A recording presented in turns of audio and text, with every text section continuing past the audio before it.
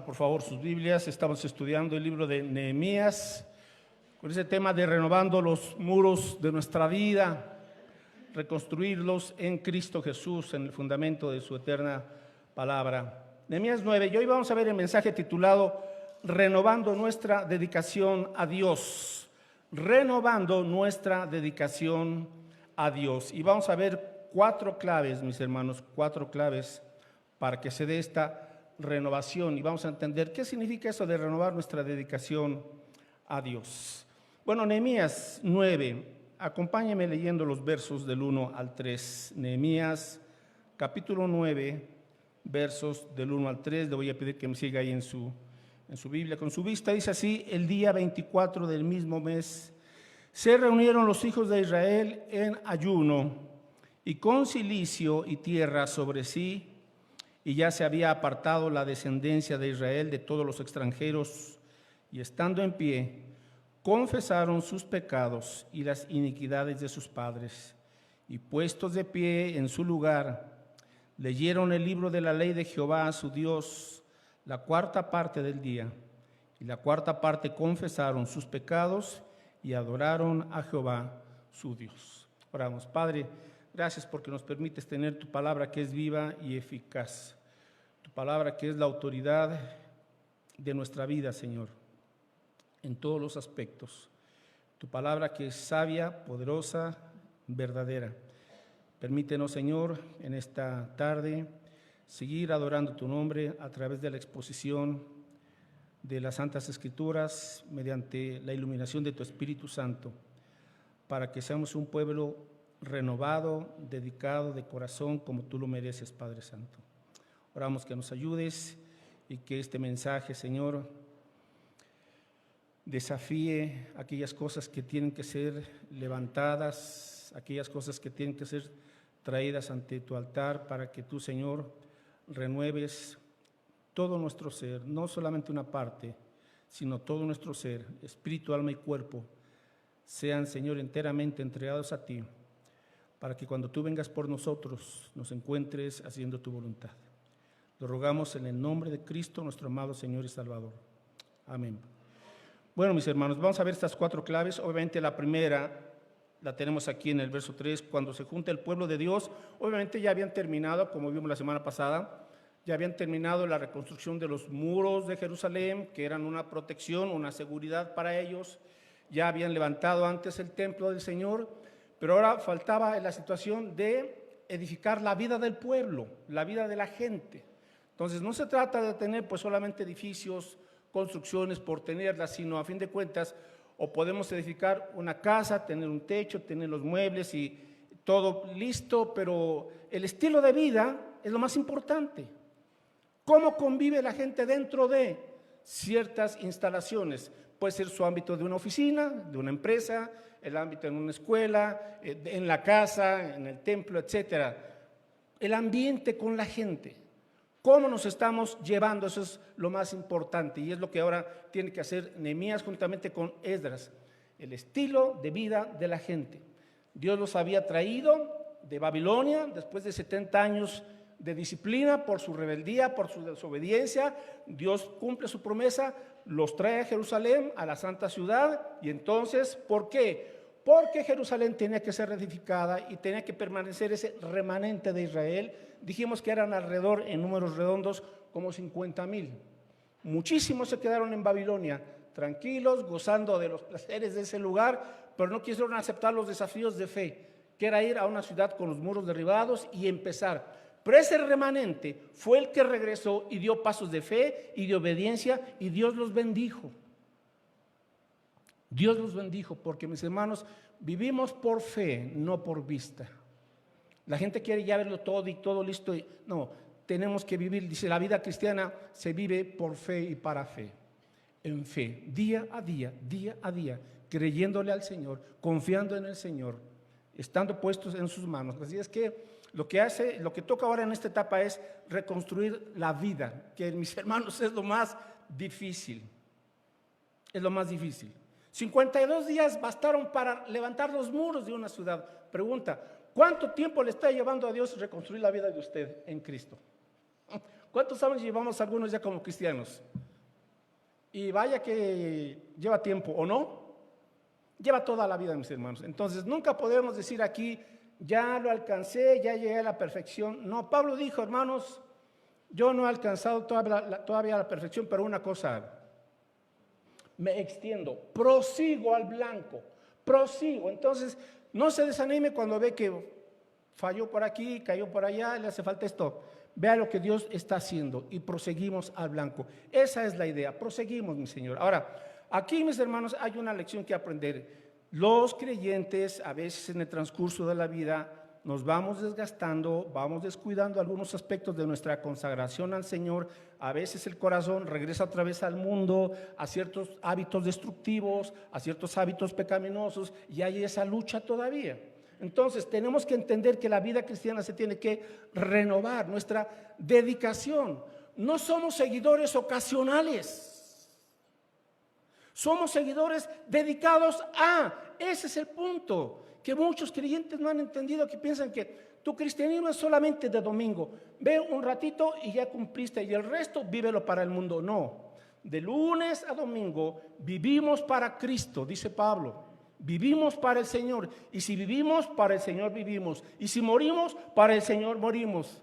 Así pues, sea que vivamos o que muramos, somos del Señor, le pertenecemos ya. Él nos compró con su sangre preciosa, y si nos tiene aquí es porque tiene aquí una misión que nos ha encargado a cada quien que tenemos que cumplir, y para ello se requiere dedicación, o sea, seguir a Cristo un día a la vez. Un día a la vez. No se preocupe de aquí a 15 años, Señor, te seré fiel de aquí a 15 años, pues no sabemos si el Señor venga mañana.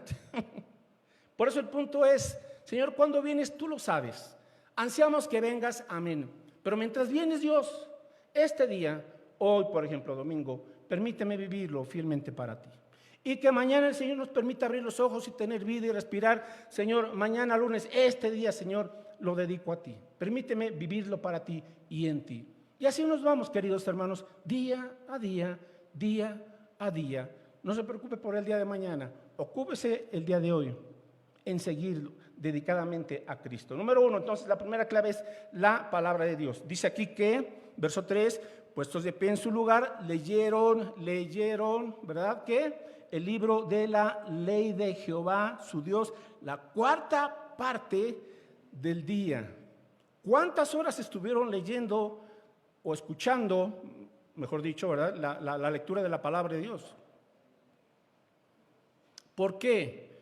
Porque el pueblo necesitaba, mis hermanos, la verdad de Dios. Habían vivido muchos años engañados por las fantasías, por las medias verdades, por las atracciones de Babilonia. Recuerda que en la Biblia, Babilonia siempre es una ciudad que está en contra de la voluntad de Dios. Babel, ¿qué significa? Confusión. Entonces, en esos años, muchos judíos fueron confundidos, sin duda alguna, por toda la idolatría, por todo el materialismo, por todas las medias verdades que la cultura les estuvo día a día metiendo en sus mentes, lavándoles el cerebro. Entonces, cuando llegan, tienen ellos que tener necesariamente un lavado, no de cerebro, sino de corazón.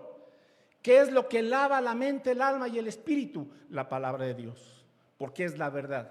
Entonces leyeron, escucharon la palabra de Dios. Número 1, si yo quiero renovar mi dedicación al Señor, tengo que regresar a la Biblia, tengo que regresar a la palabra de Dios, escuchar la voz auténtica del Señor. Usted tiene una Biblia, la pregunta es, ¿la está leyendo cada día?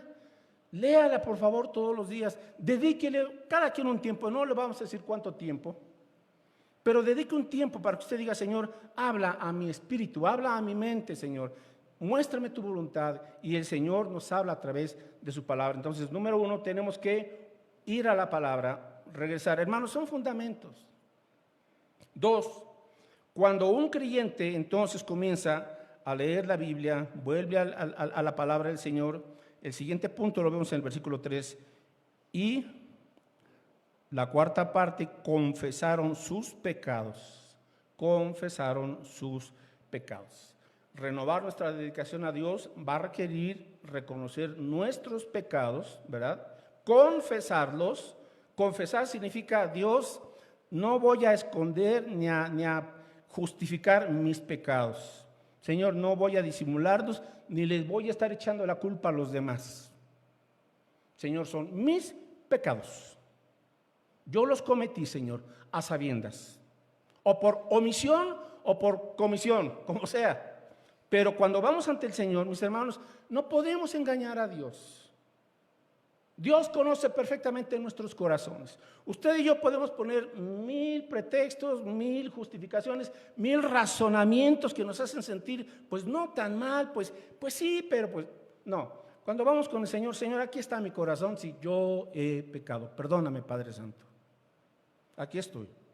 Y este es mi pecado, o estos son mis pecados. Específicamente. Ahora, ¿por qué, mis hermanos? Porque la confesión trae sanidad. Porque la confesión al Señor trae perdón. Porque la confesión al Señor trae restauración. Aparte ahí en Nehemías, y vamos a ese texto muy conocido, muy poderoso, pero a veces muy olvidado. Primera de Juan 1:7. Primera carta de Juan, capítulo 1, versículo 7.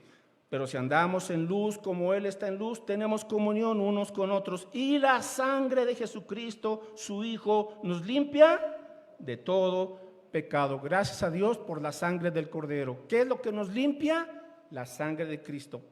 Todo, absolutamente todo pecado, sin excepción. Tal es el poder de la sangre de Cristo. Verso 8. Si decimos que no tenemos pecado, nos engañamos a nosotros mismos y la verdad no está en nosotros. Cuando queremos siempre, ¿verdad?, justificarnos, no. Si decimos que no tenemos pecado, nos engañamos. Entonces, vamos a la verdad. Y verso 9, si confesamos, confesar significa estar de acuerdo. Señor, estoy de acuerdo en que esto no te agrada. Confesar. Si confesamos nuestros pecados, Dios es fiel y justo. ¿Para qué? Para perdonar y para limpiarnos de toda maldad. Ahora, confesar obviamente significa también arrepentirnos y hacer a un lado ese o esos pecados. Y ahora, Señor, me vuelvo a ti, me dedico a ti, seguirte a ti. Confesión. La confesión prepara el corazón, limpia el corazón, sana el corazón gracias a la sangre que derramó Cristo Jesús en la cruz del Calvario. Ok, la palabra de Dios. Número 2, la confesión de nuestros pecados. Número 3, regresamos a Nehemías. ¿Cuál es la siguiente clave para esa renovación de nuestra dedicación a Dios? El tercer paso es la adoración. Adoración.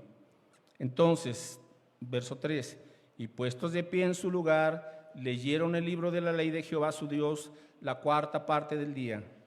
Y la cuarta parte confesaron sus pecados. ¿Y qué? Adoraron a Jehová su Dios. Observe entonces, sí.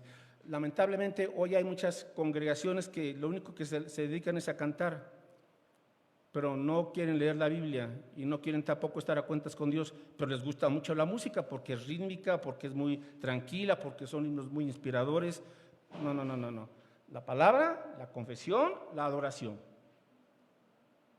Si no, hermanos, podemos estar como Israel, como dijo Jesús: este pueblo de labios me honra, pero su corazón está lejos de mí. Y en Isaías el Señor les dice: ya estoy harto de esos cultos. ¿Por qué? Porque no estaban a cuentas con Dios. Había mucha actividad religiosa, pero sus corazones no estaban en Cristo. Dice el Señor: estoy harto de sus fiestas religiosas. ¿Qué es lo que quería el Señor? Un corazón a cuentas con Él. Entonces sí, cuando estamos a cuentas con el Señor, mis hermanos, adoramos a Dios. Ahora, ¿qué significa adorar? Pues significa eso, rendirle su vida a Cristo. Algunos hoy han tergiversado el significado de la adoración y piensan que adoración son cantos. No. Los cantos son una parte, son un medio. La adoración es rendirle mi vida a Cristo. Cuando Abraham va con su hijo Isaac para sacrificarlo, ¿y qué dice Abraham a los siervos? ¿A dónde van? Y le responde Abraham: ¿vamos a qué? A adorar y regresaremos. Ahora, ¿qué era adorar para Abraham? No era cantar ahí un salmo, Es más, todavía no había salmos. Para Abraham, y es la primera vez que aparece la palabra adoración, es entregarle lo más querido de mi vida al Señor. Eso es adorar. Te entrego todo, Señor, aquí está. Sin condiciones. Eso es la adoración. Entonces, cuando el pueblo entiende el poder de la palabra, el poder de la confesión a través de la sangre de Cristo, entonces, mis hermanos, el creyente dice: Señor, no hay nadie como tú. Qué grande y maravilloso eres, Padre Santo. Adoramos a Dios. Ahora sí, mis hermanos, nuestro enfoque ya no son nuestros pecados. Ahora nuestro enfoque es el carácter de Dios. Ahora tenemos que centrarnos en los atributos, en las excelencias de Cristo, no en nuestras imperfecciones. Ahora nos enfocamos en su perfección. Y aquí es cuando vemos, por ejemplo, en los versículos 4, del 4 al 6. Luego se levantaron sobre la grada los levitas, Jesúa, Bani, Cadmiel, Sebanías, Buni, Severías, Bani y Kenani, y clamaron en voz alta a Jehová su Dios. Clamaron, es parte de la adoración. Verso 5: y dijeron los levitas Jesúa, Cadmiel, Bani, Asabnías, Serebías, Odías, Sebanías y Petaías: levantaos y ¿qué? Bendecid a Jehová vuestro Dios desde la eternidad hasta la eternidad, y bendígase el nombre tuyo, glorioso y alto sobre toda bendición y alabanza. Eso es adoración, así es exaltar, es reconocer, es poner en alto el carácter, los atributos de quien es Dios. Verso 6, seguimos con lo que es adoración. Tú solo eres Jehová, o sea, no hay otro Dios, Señor. Tú hiciste los cielos y los cielos de los cielos con todo su ejército, la tierra y todo lo que está en ella, los mares y todo lo que hay en ellos. Y tú vivificas todas estas cosas, y los ejércitos de los cielos te adoran, es decir, los ángeles. Entonces, en este tercer punto, mis hermanos, para renovar nuestra dedicación a Dios, es que tenemos que aprender a dedicar un buen tiempo a exaltar, a reconocer el carácter, los atributos de Dios. Este capítulo 9 es muy extenso, no lo vamos a leer todo. Es uno de los 3 capítulos más extensos en cuanto a las oraciones. Esdras 9, Nehemías 9 y Daniel 9 son 3 oraciones las más extensas que encontramos en cuanto a confesión y adoración. Pero nada más quiero destacar 3 puntos aquí del carácter de Dios. Cuando adoramos a Dios, ¿qué es lo que tenemos que hacer? Bueno, exaltar en primer lugar la grandeza de Dios, la grandeza de Dios. Reconocer que el nombre de Dios tiene que ser exaltado, o sea, puesto sobre todo nombre. Y esa es la lucha. El diablo, el pecado y el mundo quieren ponerse en vez del lugar de Dios. Hay tantas cosas que quieren ocupar el primer lugar que merece Dios. Y en nuestro corazón solamente hay un lugar. O lo está ocupando Dios o lo está ocupando algún otro ídolo. Pero no pueden estar ambos en el mismo trono. O está el Rey de Reyes y Señor de Señores, nuestro amado Señor y Salvador Cristo Jesús, o está por ahí algún ídolo o algunos ídolos. Pero no pueden estar a la vez, mis hermanos, Dios y otro ídolo. No. Ese fue el problema de Israel. Por eso dice aquí: Señor, solo tú eres Jehová. Yo soy el que soy, el eterno, el que tiene vida en sí mismo, el que es autosuficiente, el que es por siempre, el que ha existido. La grandeza de Dios. Él merece entonces el primer lugar sobre todas las cosas, para que Cristo tenga la preeminencia sobre todas las cosas, la grandeza de Dios. Jehová es el único Dios verdadero.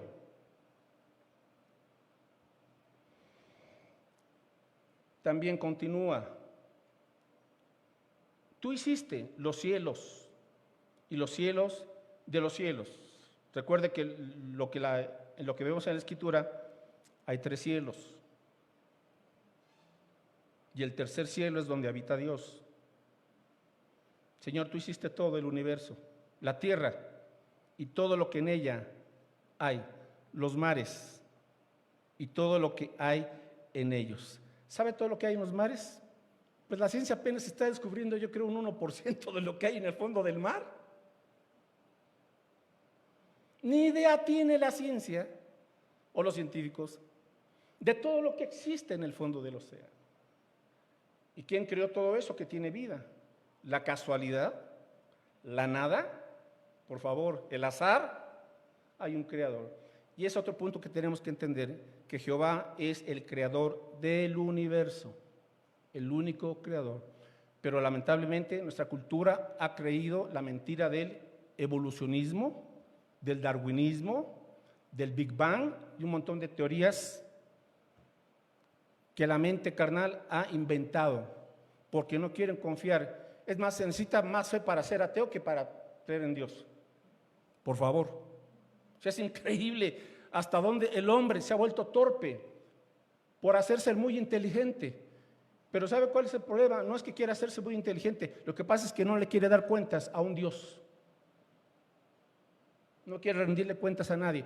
Ese es el problema con los ateos, que dicen, a mí nadie me tiene que decir lo que yo tengo que hacer. El hombre es la medida de todas las cosas, es la filosofía hoy por hoy. No. Dios y su palabra son la medida de todas las cosas, porque Él es el creador. Entonces, ¿cómo sé yo cuando algo es bueno o es malo? Tengo que ir a la verdad de Dios. Porque el error que mucha gente comete es, ¿cómo sé si algo es bueno o es malo? Mira tu corazoncito. Hey, ¿sabe lo que dice la Biblia de nuestro corazoncito? Que nuestro corazón es perverso y engañoso, más que todas las cosas. Entonces, mi corazoncito no es digno, no es muy digno de fiar, que digamos, porque depende de cómo me siento y depende de si me conviene, ¿verdad? Entonces sí, te doy la razón, entonces sí, estoy de acuerdo. No, mis hermanos, entonces tenemos que llegar al punto, la grandeza de Dios. Él es el único Dios verdadero, Él es el creador del universo, y además dice aquí que tú vivificas, verso 6, al final, tú vivificas todas estas cosas. Ahora, otra vez la ciencia le llama las leyes de la naturaleza. No, chiquito. Cristo es quien mantiene con su palabra viva todo el universo, pero el hombre le puso las leyes de la naturaleza. Bueno, llámele así pues. Pero ¿por qué todo el universo se mantiene en armonía y nosotros aquí en nuestro propio planeta? No es por las leyes, es por la palabra viva de Cristo que Él sostiene y mantiene todo como debe de ser. Así de sencillo. Pero el hombre en su necedad no quiere reconocer a Dios. Nos habla también en el versículo 6 que Él cuida de su creación, cuida de su creación. Todos nuestros cabellos están contados, ¿lo sabía usted? Dios sabe cuántos cabellos tiene usted. No se mueve la hoja de un árbol sin la voluntad del Señor. Dios es soberano, Él tiene cuidado providencial. ¿Por qué dice Jesús entonces? ¿Por qué se preocupan hombres de poca fe? Si Dios tiene cuidado de esos pajarillos, de esas aves, ¿por qué vives en angustia? ¿Por qué vives en ansiedad? Siempre preguntándote si te va a alcanzar, si vas a comer. ¿Por qué estás con esa incredulidad? ¿Dónde está vuestra fe? Pregunta Jesús. Y es lo que nos pregunta el Señor. ¿Por qué vives con miedo constante? ¿Dónde estoy yo entonces? Dice Dios. Yo, el Dios del universo que sostengo todo el universo, ¿acaso no podré sostener tu vida? ¿Acaso crees que Dios se olvida que tienes necesidades? No, hermanos, por favor. Tenemos que adorar al Señor y bendecirle y ver. Y vamos al siguiente punto. La bondad de Dios. ¿Qué adoramos? La bondad de Dios. No solamente su grandeza y su poder, sino también su bondad. Versículo 7. Tú eres, ¿qué? Léalo. Tú eres, oh Jehová, el Dios que escogiste a Abraham y lo sacaste de Ur de los Caldeos y le pusiste el nombre de Abraham, príncipe de multitudes. Entonces, la bondad de nuestro Dios. Y aquí tenemos que destacar este punto, hermanos, que estoy compartiendo. Ok, verso 12, vámonos rapidito. Nehemías 9:12. Con columna de nube los guiaste. Está hablando de cómo Dios sacó a Israel de la esclavitud de Egipto. Y luego, para llevarlos a la tierra prometida. Verso 12. Con columna de nube los guiaste de día, con columna de fuego de noche, para alumbrarles el camino por donde habían de ir. Pregunta, si Dios hizo eso con su pueblo Israel, ¿qué no hará con nosotros que somos su pueblo en Cristo Jesús, mis hermanos? Lámpara es a mis pies tu palabra y lumbrera mi camino. Aquí está.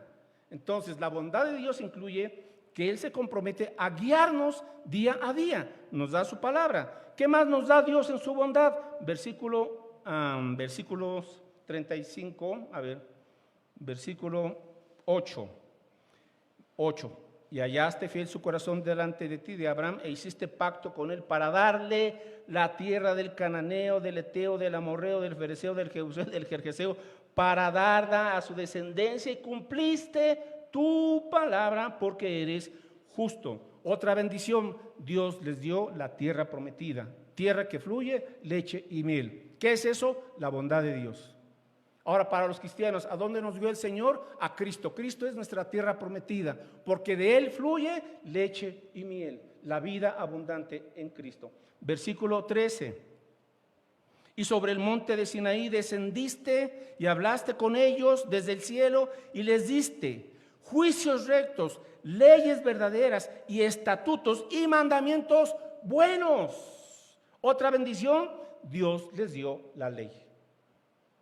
Pero hay gente que dice, ay, la ley, qué aburrido, prohibiciones. Son mandamientos buenos. Pero a veces no entendemos que cuando Dios nos dice, esto no, es porque Él sabe que hay algo bueno al obedecer ese mandamiento, aunque Dios diga no. Pero nosotros a veces somos tan necios que decimos, ¿por qué no?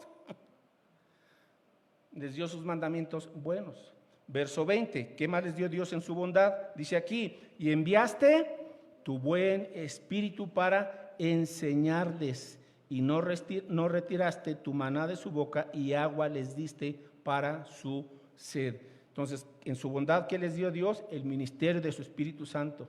Ahora en nosotros vive todos los días el Espíritu Santo, amén. ¿Y qué nos da Dios a nosotros? Pues también alimento físico, porque el maná era un alimento físico, sí, es un tipo de Cristo, pero también les dio agua.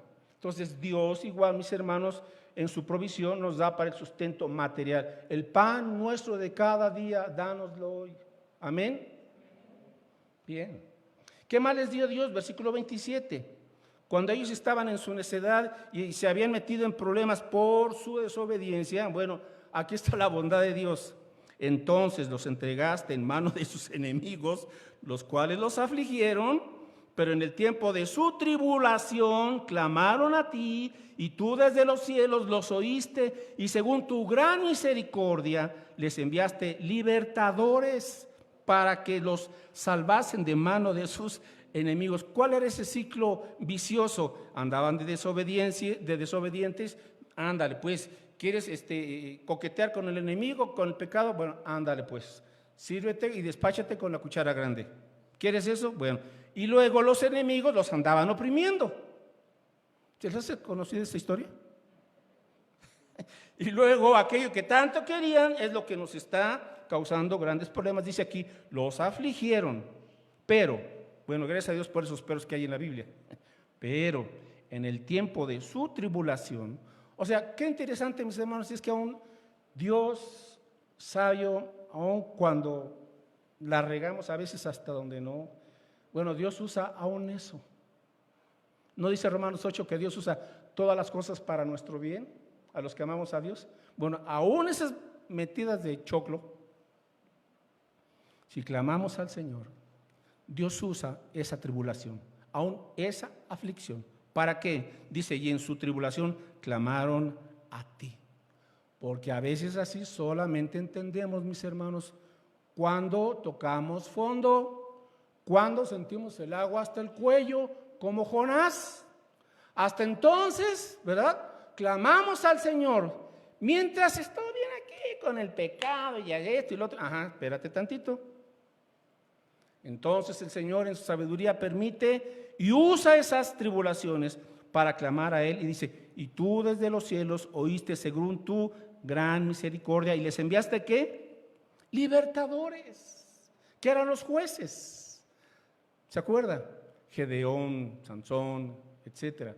jueces que fueron libertadores para sacarlos de la opresión del enemigo. Mis hermanos, Dios nos envía hermanos en la fe, hermanos santos, consagrados, que temen a Dios, que Dios usa como libertadores, porque cuando nos ven que estamos en alguna situación, se acercan. Hermano, ¿tienes algún problema? ¿Quieres que ore por ti? Hay una situación, nos dan un buen consejo, nos dan un jalón de orejas, nos dicen tal o cual, pero son libertadores que Dios envía para ayudarnos a entender, mira, por esto estás en esta situación, pero adelante, confía en el Señor, vamos a orar y verás cómo Dios te va a ayudar. Así es, mis hermanos. ¿Eso es parte de qué? De la bondad de Dios. Verso 25. Y tomaron ciudades fortificadas y tierra fértil y heredaron casas llenas de todo bien, cisternas hechas, viñas y olivares y muchos árboles frutales. Comieron, se saciaron y se deleitaron en tu gran bondad. Hermanos, este es el Dios que tenemos también. Un Dios en gran manera bondadoso. En gran manera bondadoso. Como ni siquiera idea tenemos, mis hermanos, cuán bueno es el Señor con nosotros, siendo que no lo merecemos. ¿Se ha deleitado usted en la bondad de Dios? Todos los días Dios nos bendice, todos los días. Y tenemos que ser agradecidos con Dios. Verso 31, finalmente otro atributo de Dios en cuanto a adorarle. Lo adoramos, ¿por qué? En tercer lugar, por su gracia. La gracia de Dios. Estamos en Nehemías 9:31. Dice aquí, mas por tus muchas, eso es gracia, mis hermanos, por tus muchas misericordias, no los consumiste, ni los desamparaste, porque eres Dios clemente y misericordioso. Nuevas son tus misericordias cada mañana. Grande es tu fidelidad. Si no fuera por la gracia de Dios, mis hermanos, usted y yo, ¿hace cuánto ya hubiéramos sido consumidos? Consumidos, punto. Así, en un instante. ¿Pero por qué no lo hizo Dios? Porque Él es un Dios de gracia. Así es que si usted está aquí adorando y exaltando el nombre del Señor y conoce a Cristo, bendiga al Señor y dígale, Señor, es solamente por tu gracia. Solamente, Padre, tu gracia, nada más. Muchas son tus misericordias. Y ahora sí, mis hermanos, finalmente vamos al cuarto punto. Bueno, la palabra, que es poderosa, la confesión, estar a cuentas con el Señor, adorar a Dios, reconocer sus atributos, nos lleva ahora a aterrizar todo esto. Y es la importancia de renovar nuestro compromiso con Dios. Tiene que haber un compromiso de obediencia con Dios. Nehemías 9:38. Después de todo este capítulo tan extenso y tan precioso y tan enriquecedor, vea cómo aterriza en el versículo 38, Nehemías 9. A causa pues de todo esto, o sea, de tu palabra, de la confesión, de quién eres tú, Señor, te adoramos. A causa de todo esto ahora viene una respuesta. Tiene que haber una respuesta, si no todo fue palabra. A causa pues de todo esto, nosotros, o sea, el pueblo del Señor, hacemos fiel promesa y la escribimos, firmada por nuestros príncipes, por nuestros levitas y por nuestros sacerdotes. Capítulo 10, verso 1. Los que firmaron fueron, comenzando con Nehemías, ¿verdad? El gobernador, hijo de Acalías y Sedequías, y de ahí va toda una serie de otros líderes y creyentes. Vamos ahora de ahí al versículo 28, ¿en qué consiste esa fiel promesa? Y el resto del pueblo, o sea, los otros 50,000. ¿Quiénes eran? El remanente. Ahora escuche esto, mis hermanos. Dios, no sé cuántos miles más de judíos se quedaron en Babilonia, pero Dios siempre trabaja con un remanente, con un pequeño grupo de creyentes fieles. Con ellos al Señor le basta. Un remanente fiel. Las iglesias hay multitudes de personas, se habla de en las congregaciones en todo el mundo, que no son remanentes del Señor. Son simplemente congregantes. Pues les gusta, están a gusto, se interesan, pero nunca han hecho lo que hemos visto aquí, dedicar sus vidas a Cristo. Cuando usted entiende la gracia de Dios, cuando usted entiende su pecado, cuando usted entiende la obra de Cristo y cómo Él le llama a usted para perdón, para salvación y para seguirle y servirle, la salvación es por fe, no por obras, pero la consecuencia de esa fe viva es un seguir a Jesús. Verso 28, y el resto del pueblo, los sacerdotes, levitas, porteros y cantores, los sirvientes del templo y todos los que se habían apartado de los pueblos de las tierras a la ley de Dios, con sus mujeres, sus hijos e hijas, todo el que tenía comprensión y discernimiento, se reunieron con sus hermanos y sus principales para protestar y jurar que andarían en la ley de Dios, que fue dada por Moisés, siervo de Dios, y que guardarían y cumplirían todos los mandamientos, decretos y estatutos de Jehová nuestro Señor. Ahora, actualmente no se trata de que usted y yo hagamos un juramento, no. Se trata de que usted y yo ahora, a la luz de entender todo esto, Señor, por gratitud, por lo que has hecho por mí a través de Cristo Jesús. Ahora, Señor, aquí estoy. Como dijo Pablo, Señor, ¿qué quieres que yo haga? Esto es lo que ahora tiene que entender el pueblo de Dios. Mucha gente bastó este año y medio para separarse. Y estoy hablando a nivel mundial de las iglesias, que calculan que un 30% de congregantes ya, se fueron. No regresaron. Estamos hablando ahora de este punto como creyentes auténticos, como miembros comprometidos con el pueblo de Dios. Ahora, Señor, yo hago un compromiso contigo por amor. Ese es el punto, mis hermanos, por amor. Es como usted que se casó por amor, firmó, y es importante, claro que sí, ese documento. Pero la base es el amor. Así es con el Señor. Señor, aquí estoy. Tú has hecho un pacto con nosotros. De hecho, lo que recordamos en la cena del Señor, ¿no? Que dijo Jesús, este es el nuevo, ¿qué? Pacto. Y pacto significa compromiso. Y quien tomó la iniciativa para hacer un compromiso con nosotros fue Cristo. Y dice, esta es la sangre que por vosotros es vertida. Y esto es mi cuerpo que por vosotros es partido. Entonces, ¿qué significa? Que Cristo tomó la iniciativa para hacer un nuevo pacto. Es decir, Él entregó ya su vida por nosotros. Y en respuesta, porque Dios nos da la salvación y el perdón, entonces le decimos, Señor, usa mi vida. Usa mi vida. No para salvarme porque ya me diste la salvación, no para perdonarme, sino porque ya me diste el perdón por tu sangre preciosa. Pero ahora, Señor, aquí está mi vida. Úsala para tu honra, para tu gloria y para dar a conocer tu evangelio a otras personas. Ahora, concretamente, dice aquí, nos comprometemos, Señor, con guardar tu palabra. Nos comprometemos, verso 30, en no dar nuestras hijas a los pueblos de la tierra, ni tomaríamos sus hijas para nuestros hijos. Ahora, esto es lo que ellos hicieron, pero vamos aplicando algunos principios. Jóvenes, no se casen con inconversos. No se casen con inconversas. Si te vas a casar, cásate con un creyente, con una creyente. Ese es el principio. Ese es el principio. Cuidar que nuestras familias anden en los caminos de Dios, según el versículo 30. Versículo 31. Asimismo, que si los pueblos de la tierra trajesen a vender mercaderías y comestibles en día de reposo, en sábado, nada tomaríamos de ellos en ese día, ni en otro día santificado, y que el año séptimo dejaríamos descansar la tierra y remitiríamos, o sea, perdonaríamos toda deuda. El siguiente punto era, vamos a guardar el día de reposo. Ahora, para nosotros, ¿qué aplica? No el sábado, sino, Señor, el domingo, que es el día del Señor. ¿Por qué guardamos los cristianos el domingo? Porque Cristo resucitó en domingo. Y celebramos los domingos como pueblo, como iglesia, congregados, que Cristo vive. Amén. Que adoramos a un Cristo vivo, que Él venció la muerte, el pecado, la tumba, Satanás y al mundo. Tenemos un Cristo más que vencedor. Por eso guardamos el día del Señor, el domingo.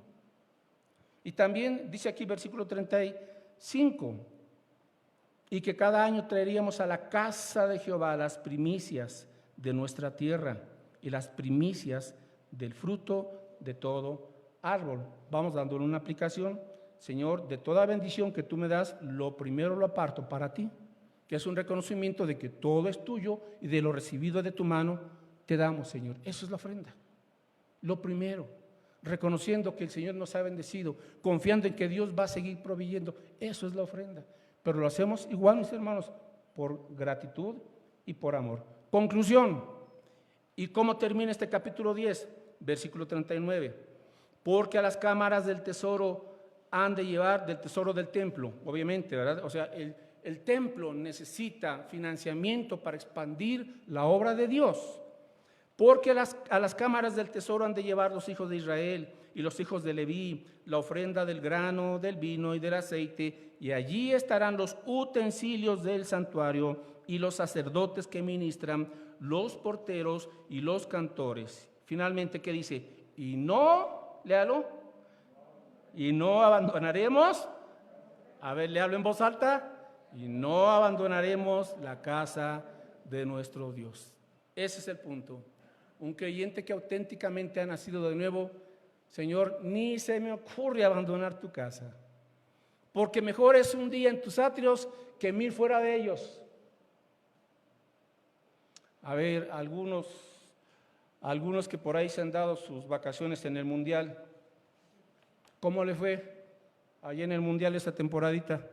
Y que ya regresaron. No lo hago con burla, ¿eh? Yo también tuve una temporadita en que por ahí me fui al Mundial un ratito. No, hermanos, no. Nunca, no. Nada que ver con disfrutar la presencia de Dios. Prefiero a Cristo, dice un precioso canto, y solo a Él. Prefiero a Cristo. Antes que, Señor, todos los deseos y atracciones que el mundo ofrece, nada de eso, Señor. Nada se compara con disfrutar tu amor, tu gloria, tu santidad, tu presencia, tu persona, mi Dios. Y no abandonaremos la casa de nuestro Dios. ¿Y usted dice? Amén. Amén. Amén. Gracias, Padre, por tu palabra. Señor, queremos dedicar una vez más, renovar nuestra consagración a ti. Hemos pasado a veces, Señor, tiempos difíciles, pruebas, tentaciones, luchas, muchas cosas, Señor. A veces quizás nos cansamos, nos desanimamos y experimentamos cualquier clase de pensamientos y de emociones. Pero, Padre, aquí estamos. Como dijo el apóstol Pedro, Señor, ¿a quién iremos? Tú tienes palabras de vida eterna. Señor, el mundo nos ofrece 1000 atracciones, 1000 seducciones, pero todo es temporal, pasajero y a fin de cuentas es un engaño. Señor, permítenos conocerte y disfrutar tu bendita y bondadosa presencia. Confiar en ti, Señor, día a día. Saber que tú estás por nosotros, guiándonos en todo momento. Sabiendo que cada día renuevas sobre nosotros tus misericordias, porque grande es tu fidelidad. Padre Santo, aquí estamos, un remanente. Y tú usas, Señor, a este remanente. En cualquier parte del mundo donde haya un remanente fiel, tú te glorificas en ese remanente y haces grandes cosas, Señor. Aquí estamos, con todas nuestras tribulaciones, sí, Señor, con nuestras necesidades, con muchas cosas, pero a fin de cuentas, entregados a ti, Padre. Queremos consagrar una vez más nuestro corazón, nuestra mente, nuestro cuerpo, nuestro tiempo, nuestro ser, para que tú lo tomes, Señor, lo transformes y nos sigas moldeando como el alfarero moldea y le da forma al barro. Gracias porque nos estás transformando a la imagen de Jesucristo, tu Hijo. Gracias, Padre, porque perdonas nuestros pecados. Solamente en virtud de la sangre de Cristo, mi Dios. Gracias porque acudimos con un corazón contrito y humillado. Y este Espíritu Santo que nos anima, Señor, siempre a estar cerca de ti, a buscarte, a ser consolados por Él. Tu buen Espíritu. Gracias, Padre, porque aunque enfrentamos todos diferentes desafíos, pero Señor, tú has prometido darnos la victoria. aunque haya lucha, aunque haya que esperar, Señor, y ser pacientes, pero a fin de cuentas, mi Dios, tú trabajas a través de todo ese proceso con tu pueblo, para que a fin de cuentas podamos dar testimonio de cuán grande eres tú, Señor, que eres fiel, que no hay nadie como tú. Y por ello, Señor, nuestra respuesta es consagrarte nuestras vidas, para que tú las uses, Señor, para glorificar el nombre de Cristo, para exaltarte y para dar a conocer tu evangelio. Eres bueno, Señor, y aún usas, mi Dios, aún nuestras desobediencias, aún nuestras infidelidades, las usas, Señor, para mostrarnos pues que te necesitamos a ti, Señor, y que solamente en ti está la salvación y la poderosa y verdadera ayuda. Tú eres nuestro ayudador. Y gracias, Padre, porque aún todas las cosas ayudan para bien a aquellos que te amamos. Y Señor, pues están aquí nuestras vidas. Nos comprometemos delante de ti. Solicitamos la ayuda y el poder de tu Espíritu Santo, porque solamente con su fuerza es que podemos, Señor, ser fieles delante de ti. Solamente con tu gracia. Y Señor, decimos también, no abandonaremos la casa de nuestro Dios, sino al contrario, contribuiremos para su edificación en todos los aspectos. Y gracias, Cristo, porque tú vienes pronto. Gracias, Padre Santo, en el nombre de Jesús.